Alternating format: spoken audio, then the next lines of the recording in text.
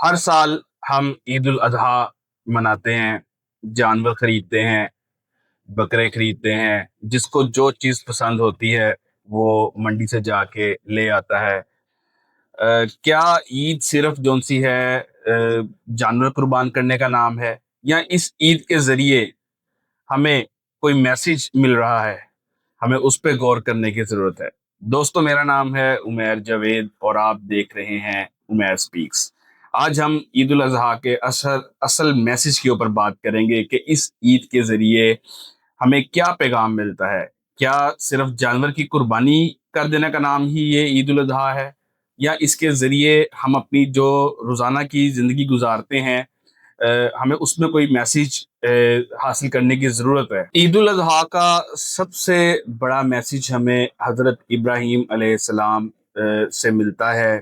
آپ دیکھیے کہ ایک بڑی عمر کے اندر، بڑھاپے کے اندر اللہ تعالیٰ نے اولاد کی نعمت سے نوازا، اور جب اللہ تعالیٰ نے نوازا اور ساتھ ہی امتحان بھی شروع ہو گیا کہ اس بیٹے کو قربان کرنے کا، تو آپ نے اللہ تعالیٰ کی اطاعت کی۔ آپ نے کوئی وہاں پہ کمپلینٹ نہیں کی، توبہ نعوذ باللہ، آپ نے صرف اور صرف اللہ تعالیٰ پہ یقین رکھا، اور اللہ تعالیٰ کا جیسے ہی حکم آیا تو آپ نے فوراً اس کی پیروی کرنے کا ارادہ کیا۔ دوسری طرف آپ بیٹے کی شان دیکھیں، حضرت اسماعیل علیہ السلام کی۔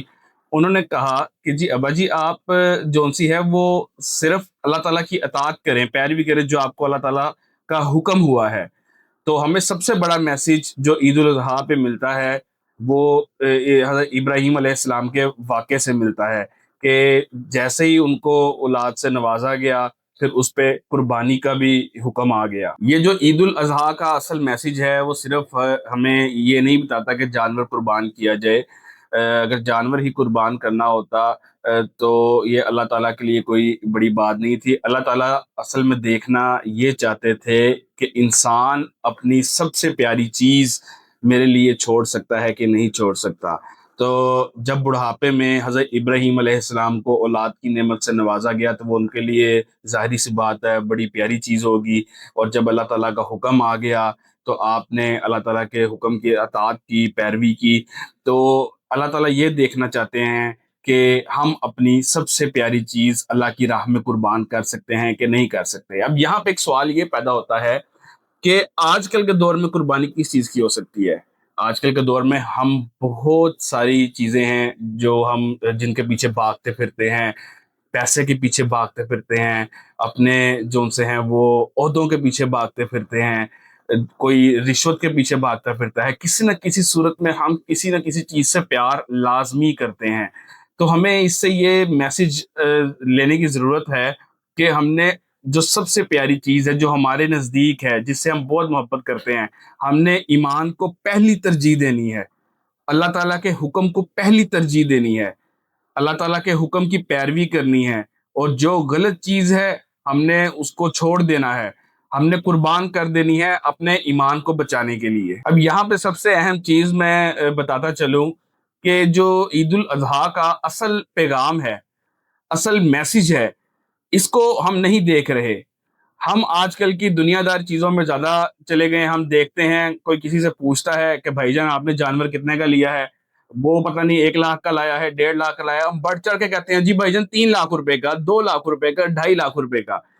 تو جب آپ قربانی اللہ کے لیے کر رہے ہیں، اللہ کی رضا کے لیے کر رہے ہیں، تو اس طرح کا شو آف کرنے کی کیا ضرورت ہے؟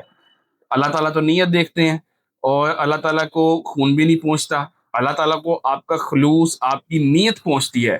تو جو اصل میسیج ہے آپ اس کو یاد رکھیں، اور آپ یہ دنیا داری کے اندر سٹیٹس لگا دینا، یہ کر دینا، ایک دوسرے کو دکھانا کہ میرا جانور زیادہ بڑا ہے، میں نے اتنا مہنگا لے لیا ہے، بڑھ چڑھ کر ایک دوسرے سے آگے نکلنے میں، تو ہم نے اصل پیغام کو پیچھے چھوڑ دیا ہے، اور یہ جو دنیا داری ہے اس میں ہم آگے نکل گئے ہیں۔ تو میرا لاسٹ میں جو میسیج ہے وہ یہ ہے کہ اس عید پر آپ جو سا ہے صرف جانور ہی قربان نہ کریں، بلکہ اپنی ایگو، انا، بری عادات، جس میں بھی آپ ملوث ہیں، آپ اس کو قربان کریں۔ آپ آج سے یہ تہیہ کر لیں کہ ہم نے جو سے ہے وہ اپنی جو بھی ہمارے نزدیک پیاری چیز ہے، جس کو ہم بہت زیادہ سینے سے لگا کے رکھتے ہیں، وہ بری چیز ہے، ہم نے اس کو قربان کر دینا ہے۔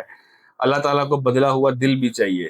تو امید کرتا ہوں کہ آپ کو آج کی ویڈیو پسند آئی ہوگی۔ دعا ہے اللہ تعالیٰ آپ کو مجھے عمل کرنے کی توفیق عطا فرمائے۔ جزاک اللہ۔